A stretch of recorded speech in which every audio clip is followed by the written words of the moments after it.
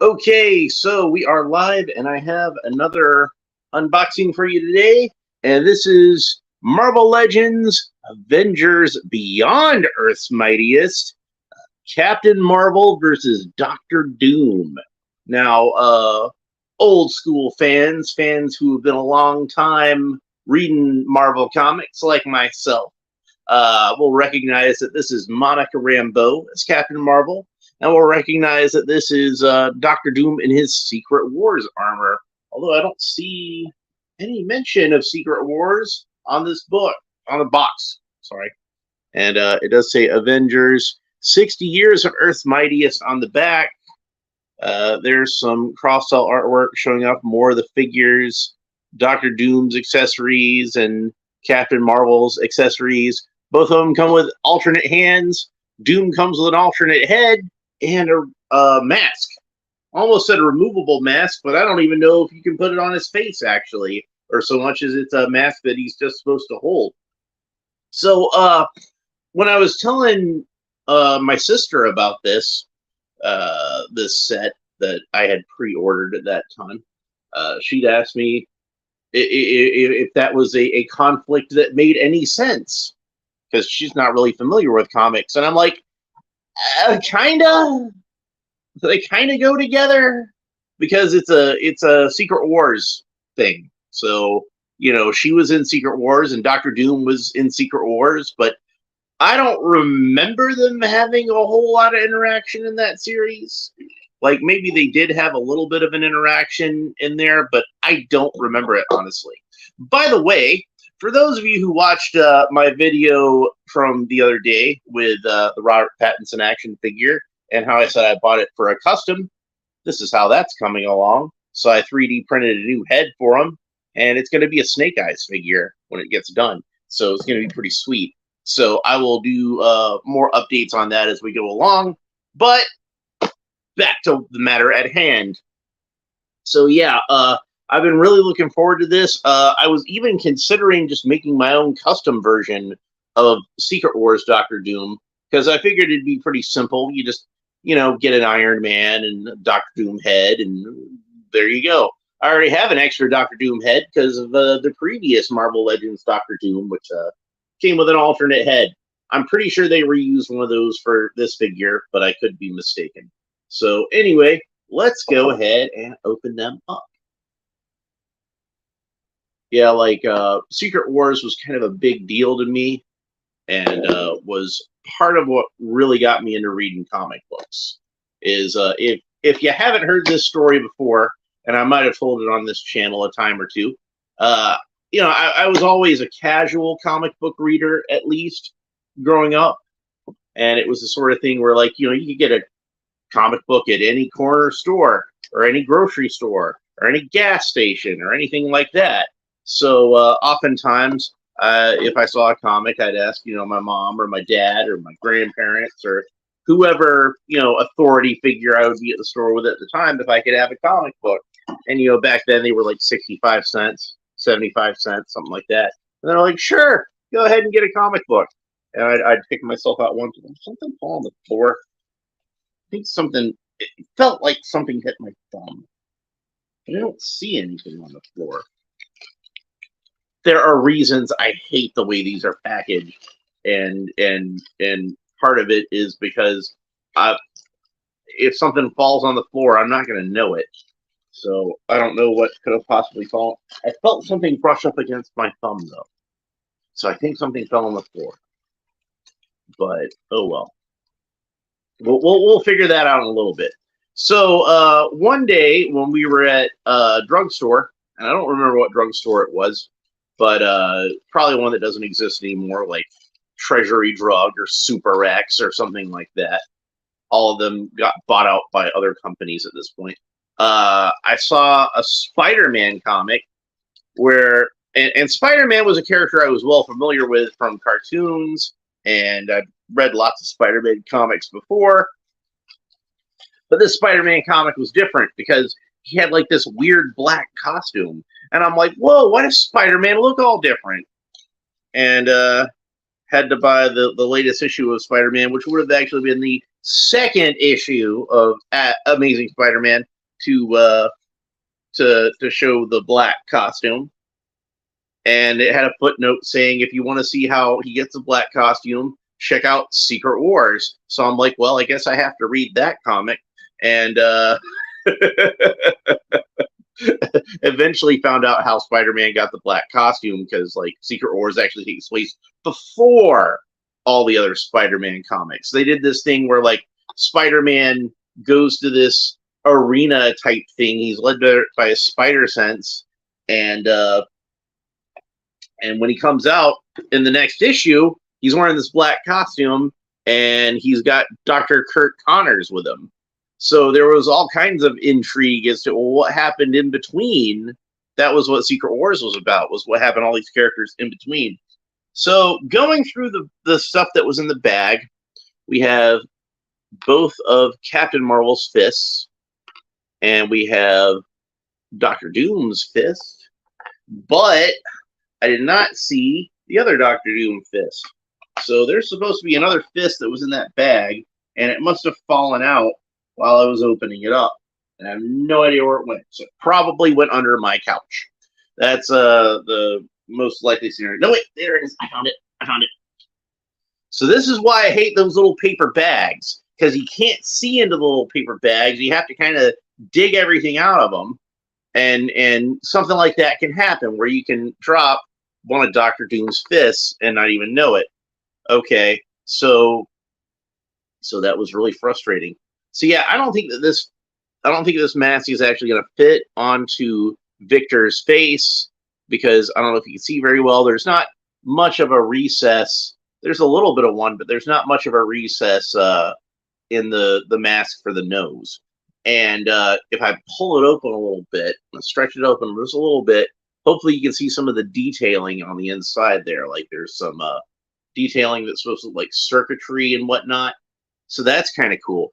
But like I said, I don't believe the intention of this mask is to go on his face. I believe it's just something he's supposed to hold, because in the comic, there's the very, very famous scene. This is supposed to be Doctor Doom after his main goal in this series is that all the heroes and villains in the story have been taken to Battle World by the Beyonder, who is this all-powerful godlike being, and Doctor Doom has decided that he's going to steal the power of the Beyonder, because that's his whole thing. He wants to have power. He wants to rule.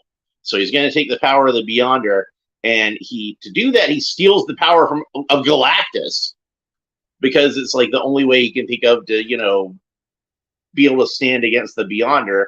And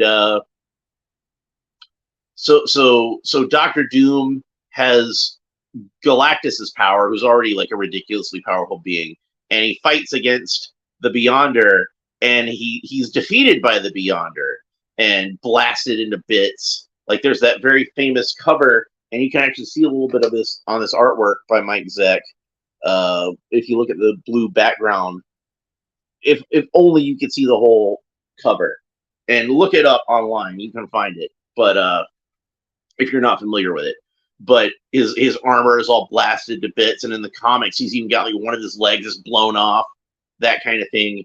And as he's dying, the Beyonder can't resist his own curiosity to examine Doom and this creature that had the effrontery to try to defeat him.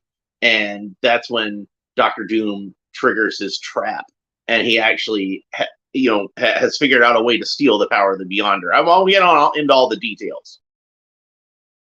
But yeah, Doom basically has the powers of a god, and he confronts all the superheroes, and you see him take his mask off, and he's not disfigured underneath the mask anymore. He's back to being handsome Victor Von Doom, as he was before his accident, where he built a machine to talk to the dead and it blew up in his face. And at this point, Doctor Doom's like, I've accomplished all my goals. I have the power of a god, and I can rewrite the universe as I see fit. Says to the superheroes, you're no longer a threat to me, so you can do whatever. I don't care, basically. And that's at that point of the story. Now, obviously, Doom does not retain these godlike powers, and the superheroes, like, they have to stop him. They absolutely have to stop him.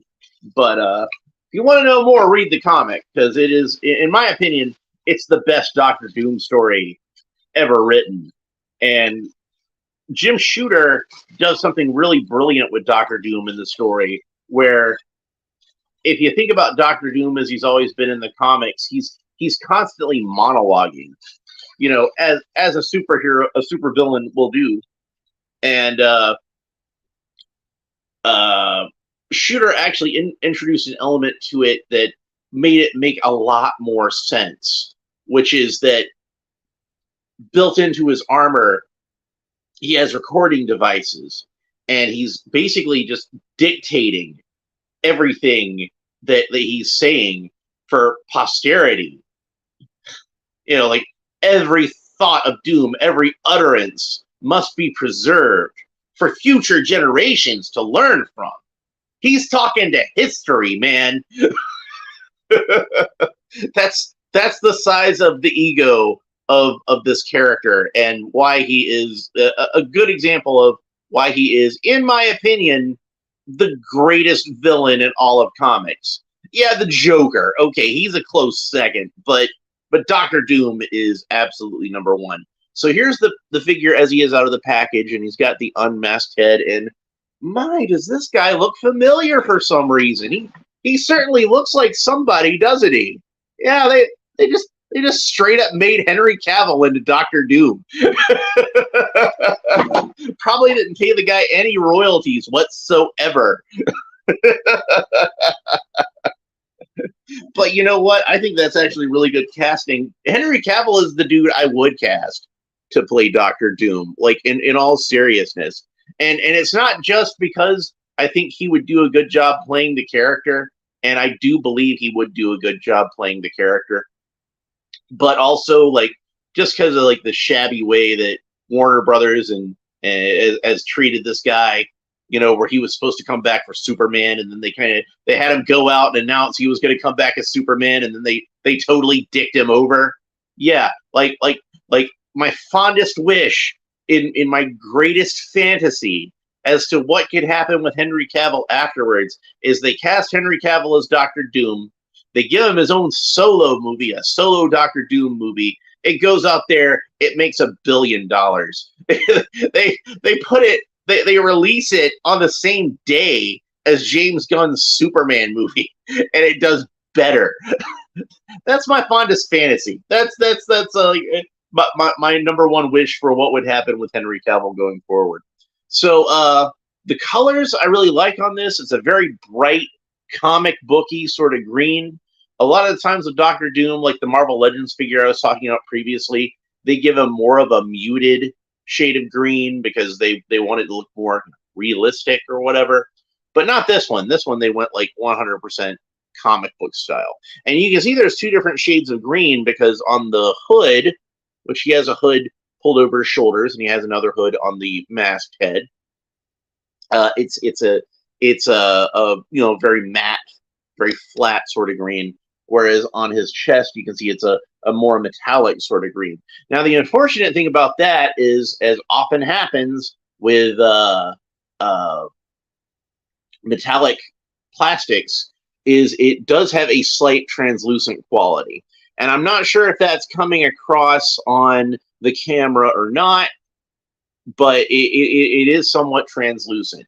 Now, with Doctor Doom, I can kind of forgive that a little bit, since, as we already discussed, the nature of this particular version of the character, I can almost imagine the translucent quality as representing like that he's kind of glowing with this godlike power that he's stolen from the Beyonder.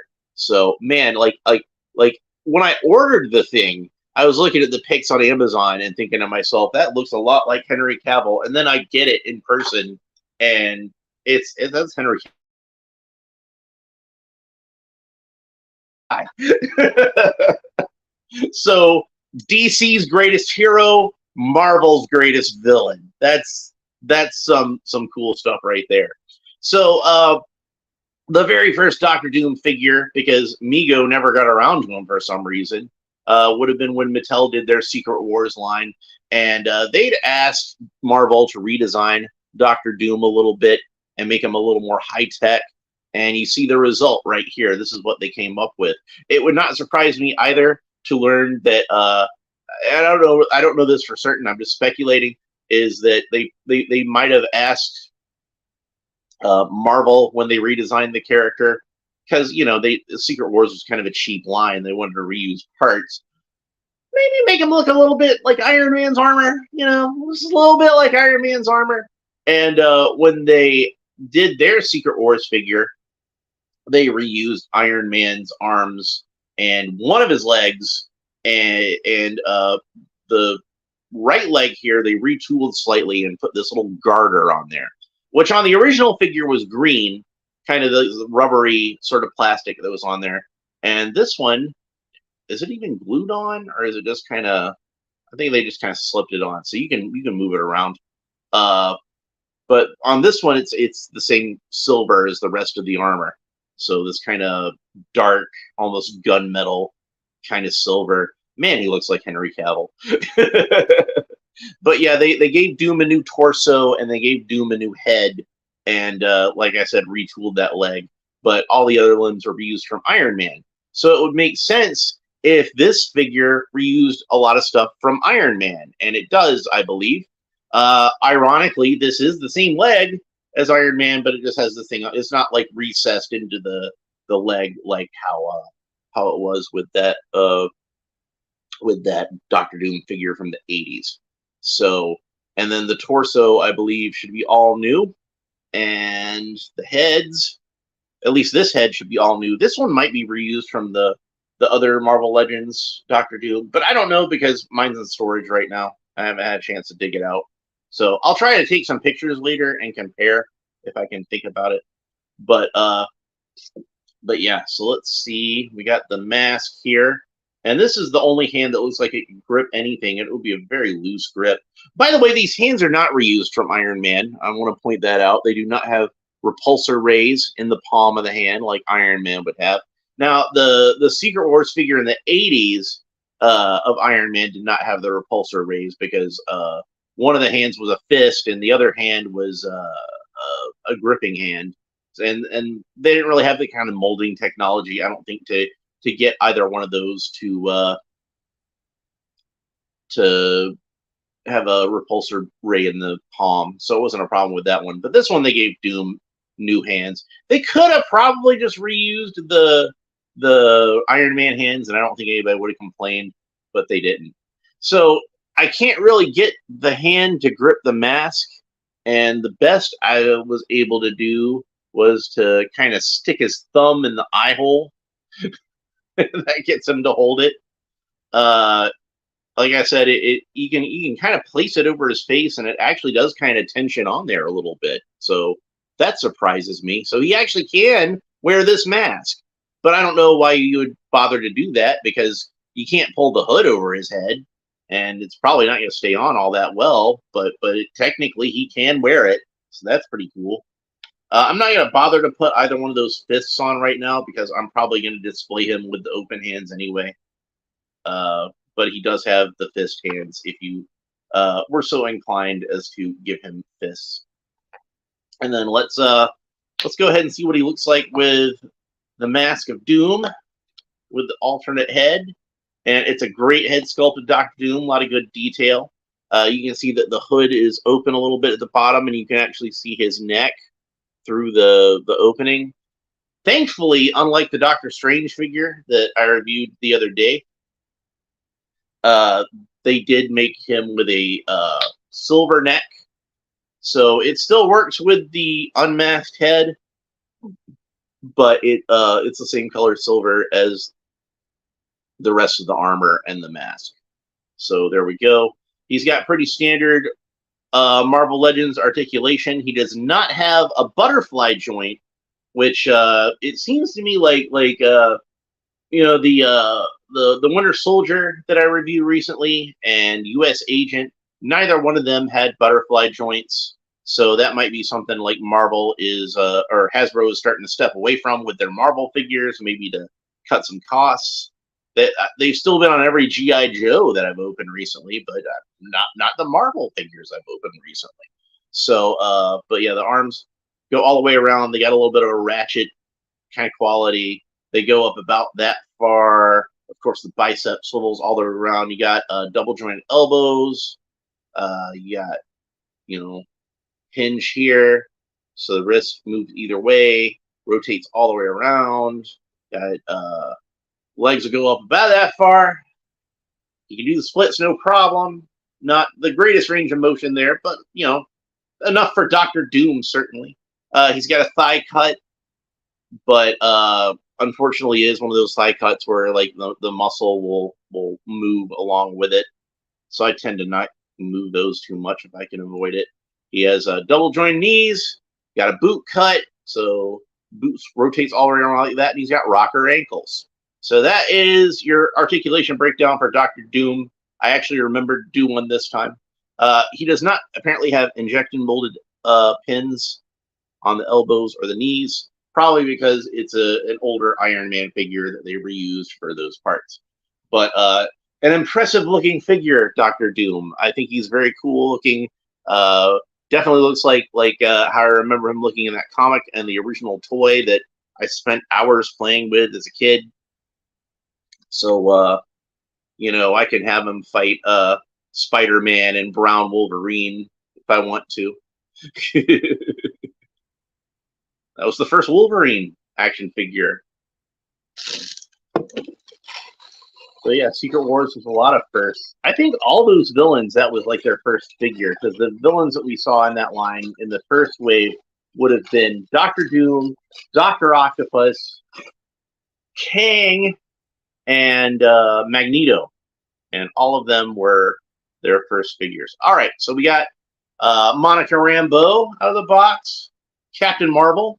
She would have been the Captain Marvel that would have held that name again, when I first started reading Marvel comics. This would have been, if you asked me about Captain Marvel, she's the character I would have thought of. And man, I love this costume. It's a very 80s sort of costume, and it's very much of its time, but quite lovely. Very beautiful design of a costume, but it to me, it definitely feels like it's of its time. Like it looks kind of like an outfit you could imagine somebody aerobicizing in. You know what I mean? Like, other than the high heels, and maybe these wings might get in the way of that. Like she looks like she could be at like Jazzercise or something like that. So, but I still love it. It's a very, very attractive looking outfit, and it winds up being like very, very lovely and very feminine, and doesn't show a whole lot of skin. Now, she was designed by John Romita Jr., and that's an image of his actually from the first appearance that we've got on here.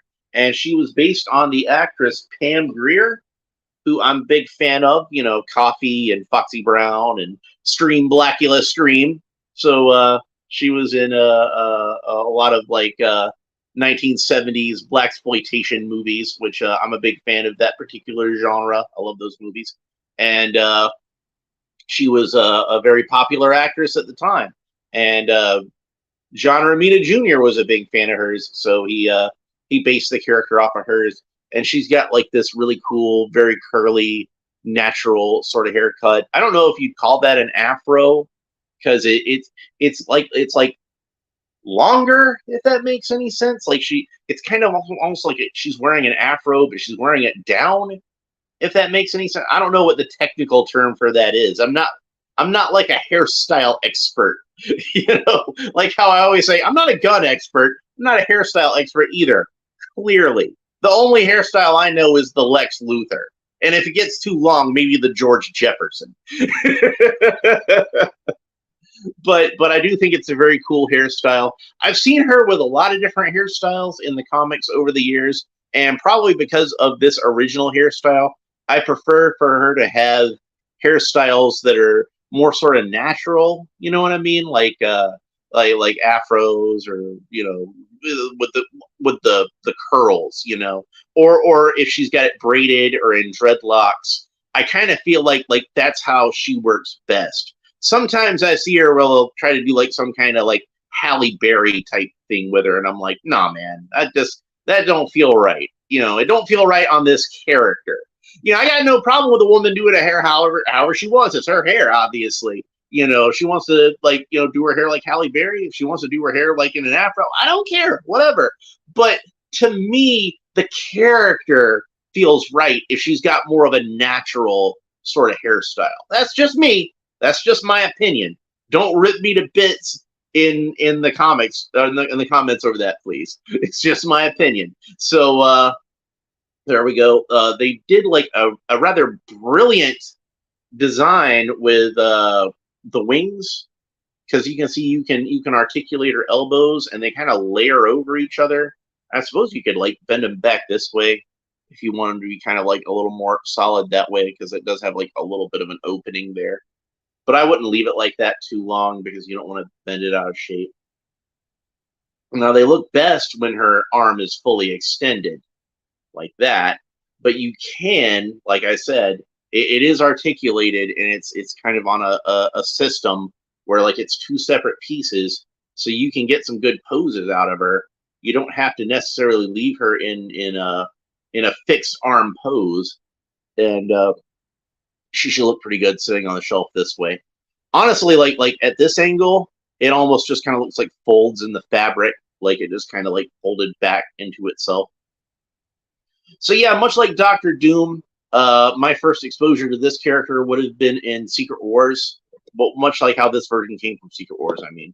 And they had like an interesting back and forth between her and Iron Man, who at that time, Iron Man was not Tony Stark because he fell off the wagon, and Rhodey had to take over being Iron Man, who most of you nowadays know as War Machine, but he actually did fill in the role of Iron Man at this time. And he thought she was an attractive lady, because again, she looks like Pam Grier. Who wouldn't?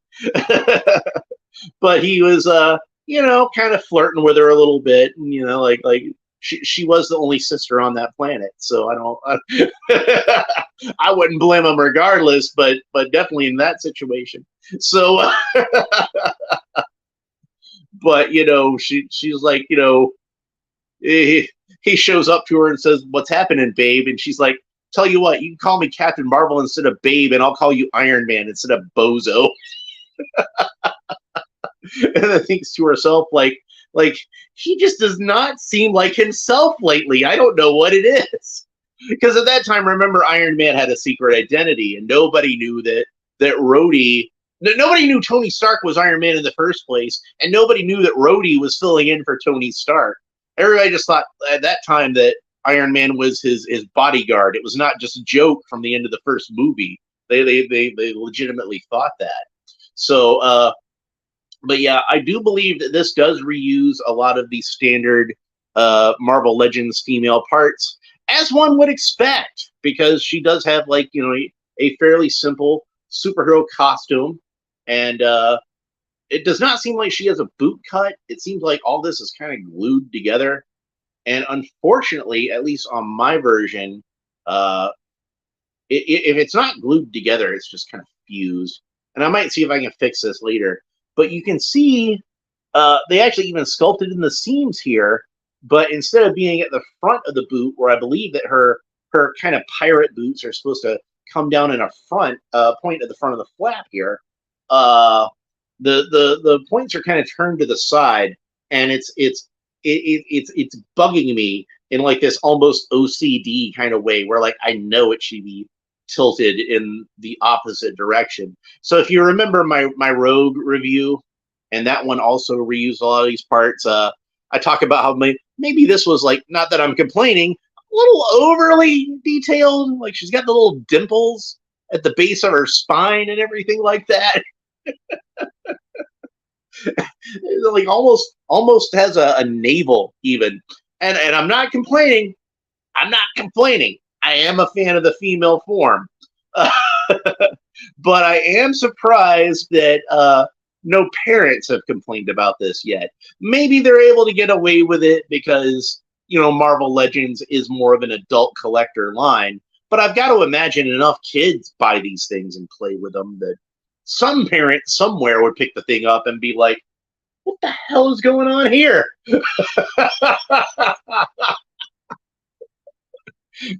I mean, they had that one idiot that complained about the Princess Leia in the gold bikini, the slave Leia, Hut Slayer Leia, if you prefer. And he's like, "How am I supposed to explain to my kid why she's dressed like this?" And I'm thinking to myself, you mean your kid hasn't already seen Return of the Jedi? You're a terrible parent for that. How's your kid not seen Return of the Jedi? like if I had a pregnant wife, I'm putting the headphones on there so you can hear the Star Wars trilogy, or she, before they even get out of the womb. They can't see it yet because they're in a womb, but they can at least hear it. Like they'll appreciate that John Williams music, if anything else. You know how they say like you should play Mozart for your babies because Mozart makes your babies smarter. Well, John Williams, I gotta imagine is the same thing. So anyway, going back to Captain Marvel, got a little distracted there with Incredibles references. Again, she's got the pretty standard Marvel Legends articulation. Her arm rotates all the way around like that, goes up about yay far. Knocked her head out of alignment because her hair is so big it bumped into her arms. That's a good pose. You can get a lot of good poses out of this female buck. I really like this one.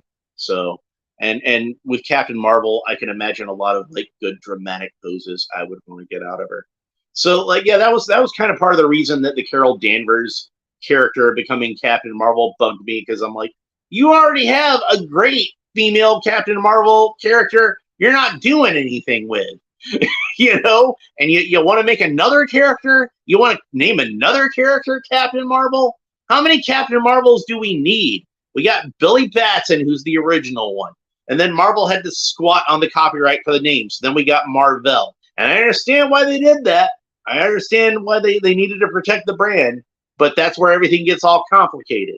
So when they killed him off, they needed another character to be Captain Marvel. So they created Monica Rambeau. And she was a pretty great character. But I think what happened is once Jim Shooter left Marvel, you had people that just had beef with Jim Shooter. And she was a character that was closely associated with him. So she wound up getting caught in the crossfire of that and wound up getting killed off. So then they have to create another Captain Marvel. And that one was the son of Mar-Vell. That was Genus Vell. And he was, like, I guess, fairly well liked, but his book didn't sell all that great, even though it was a good book. It was definitely like a cult favorite book. But, like, I don't think it set the world on fire in terms of sales. So then they wound up getting rid of him again because, like, I think that one was written by Peter David, and Bill Jemas, I think is his name, that was president of Marvel at the time. He had beef with Peter David, like one of the best comic book writers of the time. I'd like to see him writing more comics now because he's a really good writer. But yeah, so and then eventually they just went to. I think they brought back Mar-Vell for a little bit through time travel, not actually unwriting his death, but he came from the past. And then finally they made Carol Danvers into Captain Marvel, which she was Ms. Marvel. And then they gave another character the Ms. Marvel name, so now it's even more confusing because now we've got multiple Ms. Marvels. Honestly, I would have rather they even just named Kamala Khan Captain Marvel and called it a day. Just at least that way we only had one Ms. Marvel. So, whatever. Monica is my Marvel Captain Marvel. I came along too late to read any Mar-Vell comics. He was already dead by that point, like I said. So when I read Secret Wars and they called this character Captain Marvel, I just accepted that. I'm like, okay, that character is named Captain Marvel. Cool. Isn't there a character named Captain Marvel at DC? Who cares? Whatever. There's two Captain Marvels. I mean, you can have different characters have the same name. It happens. Like, how many characters are named Robin? Like when I was a kid, I thought of Robin Hood and Robin Williams and Robin the Boy Wonder. And, You have different characters with the same name. Happens. So, yeah, hell, at DC they'd have two different Flashes, lots of different Green Lanterns. So to me, having one character's named Captain Marvel at DC, one character's named Captain Marvel at Marvel, that works. I understand that. I'm a smart enough kid to figure this out. So yeah, this is a great figure. I'm really happy with it. It's one of my favorite designs.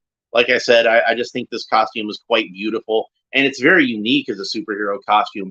And one other thing I would point out, and real fans of this character know this, is that this costume actually has pockets. Yeah, these wings aren't just for show, baby. She's got pockets in these wings so she can carry stuff around with her.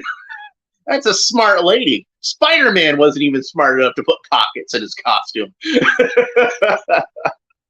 He had to make a utility belt for himself later. But yeah, so she can carry around her, a little bit of cash or, whatever she needs, her Avengers ID card, that sort of thing. So the one thing that I wish they'd have done differently with this figure is that if you look at, again, going back to John Romita's illustration here, you can see that like he drew it with a slight metallic sheen to it. Not quite silver, but you can see there's a little bit of a metallic sheen to it. And I don't think it's coming across in the camera so much, but there's also like a sort of pink shading to it, which usually if you have white on a superhero costume and they put any kind of shading on the white at all, usually they'll go with light blue. So I figure this was done with a purpose, that it was intended. This is as my brain registers it and interprets it. This is not supposed to be like a matte white costume like we're looking at right here. It's supposed to be a very light metallic pink, or at least like white that has like a pink iridescence to it. And you saw fabric like that a lot in the 1980s, where it would just kind of have like a little bit of almost like a holographic sheen. Man, I just fell in love with this pose that I made for this character. Like, I want to get her a flight stand and have her set up on the flight stand like this on the shelf. She just looks amazing. So, like, I'm really happy with this Captain Marvel figure. Now, which one is the best figure in the set? Honestly, it's impossible for me to tell. But I do think, yeah, looking at Doctor Doom right next to him, yeah, they could have done like kind of a metallic thing with her outfit. And again, it would have made sense for her to be a little translucent because her powers are light based. So that would have been cool. But it's impossible for me to tell which figure is better in this set. Both of them do their job. Both of them convey the character excellently. And it's two completely different kind of characters. You have, like I said, Marvel's greatest villain of all time, the absolute greatest Marvel Comics supervillain in Doctor Doom. And you have Captain Marvel, who, like, is a character that to this day I think very much has a cult following. And she was like the young up-and-comer kind of superhero at that time. And I think that was part of the appeal for me for this character, is as a guy who was just really getting into reading Marvel Comics at that time, you had a superhero who was just starting out, and had just joined the Avengers, and she was the character that asked the questions that, as a reader, I would ask. Where, if like somebody like, some villain would show up and she's never seen this villain before, she turns to Captain America and she's like, "Oh my God, who is that?" And he's like, "Oh, that's Kang. He has time travel powers," and would explain the villain to Monica, and thus also be explained to me, 8 years old at the time, new reader and everything. He would be explaining to me through Monica who these characters were. So, Doctor Doom shows up and she's like, "Isn't that Doctor Doom?" And, like somebody like, the Wasp or somebody would be like, "Yeah, usually he's a Fantastic Four villain. I don't know what he's doing here right now." So yeah, either one of these figures I would have been happy to pick up on their own.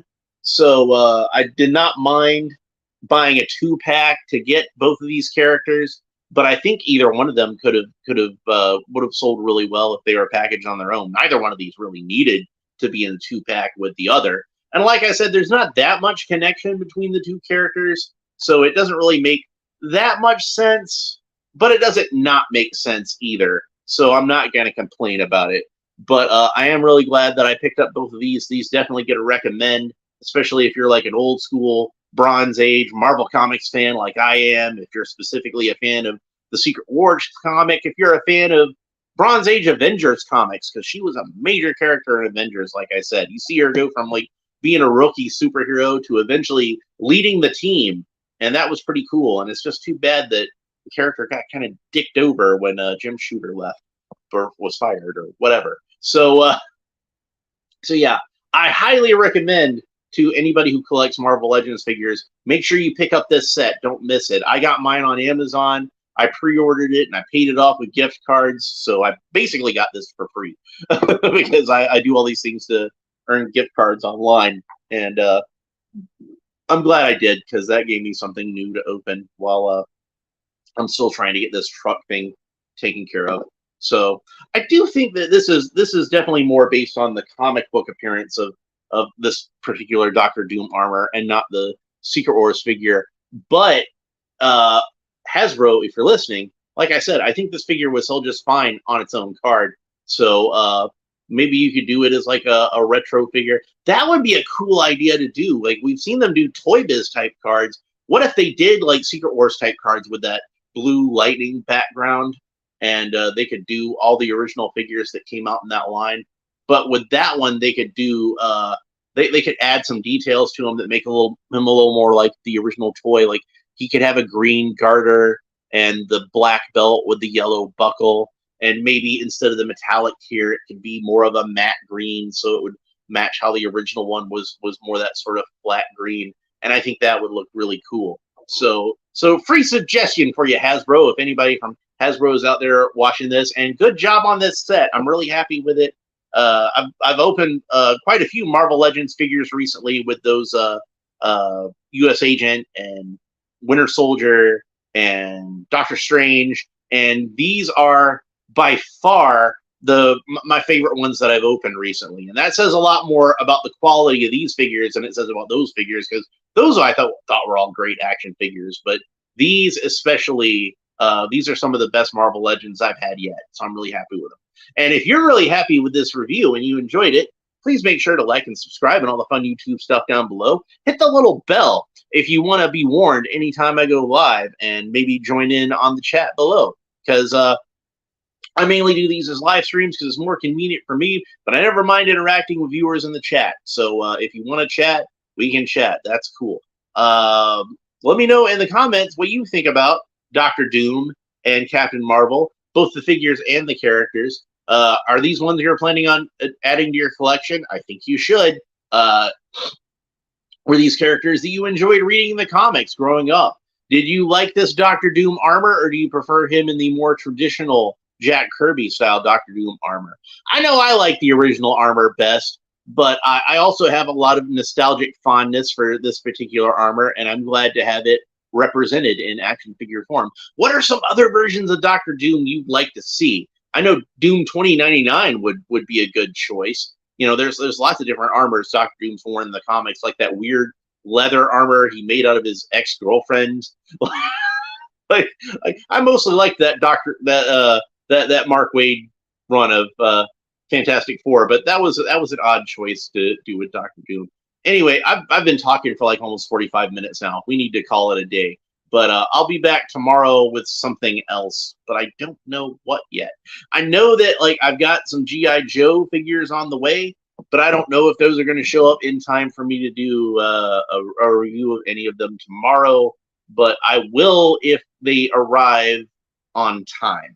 If they arrive at such a time where like I could reasonably do a review of one. But I've got Rock and Roll on the way, and I've got Copperhead. So those will be the next ones I cover as far as G.I. Joe goes. And if I don't cover a G.I. Joe figure tomorrow, I'll pick something else out of this big pile of action figures I've got over here that I still need to open. I've got a lot of cool stuff that I think you will enjoy seeing. And we will talk to you next time. Bye.